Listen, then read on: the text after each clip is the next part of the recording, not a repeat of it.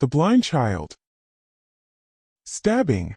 Sylvia pointed a trembling finger at my brother Arthur. Her milky, unseeing eyes gleamed in his direction, and his wife, Agnes, trembled with indignation from across the table. My husband's face colored as he dropped his fork and dragged our daughter back into her bedroom, scolding her as they went. The rest of the night was awkward, and the pep in our conversation never recovered. 2 weeks later, Agnes was stabbed to death in her office parking lot. An inebriated college student found her, almost vomited all over her, and called the cops. My brother swore that he bore no ill will against my daughter, but I could tell that he was lying. One day, the middle-aged woman who taught my daughter how to read her braille called me. "Ma'am, I don't know what's going on, but your daughter's been whispering, 'Electrocution, electrocution,' for the past half hour, and it's starting to distract her from her lessons. Could you please talk to her?" I did. Sylvia, in her 9-year-old lack of understanding, told me it was just a cool new word she learned at school. The death of an electrician made headlines the following week. It was a freak accident involving tangled wires and a bucket of water. Sylvia's teacher's face was blurred for privacy, but her voice was as familiar as anything to me. He was my partner, my soulmate.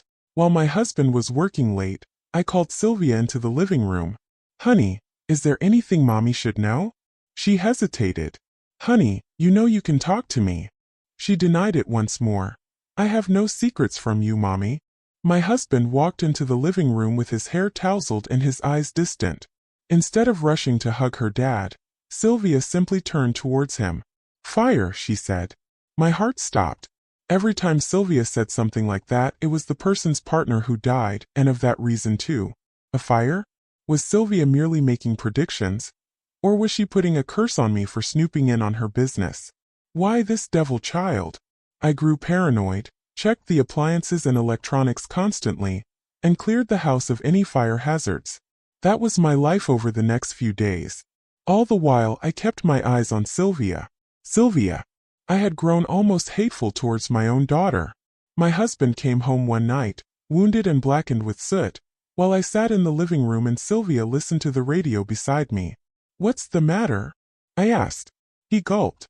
"One of my colleagues, her house caught fire. She was trapped in, but I managed to escape." That turned the gears in my head. What were you doing in her house? The expression on my husband's face was a sufficient admission of guilt. I opened my mouth to speak, no to scream, but a smaller voice from beside me looked at me and whispered, "Poisoning."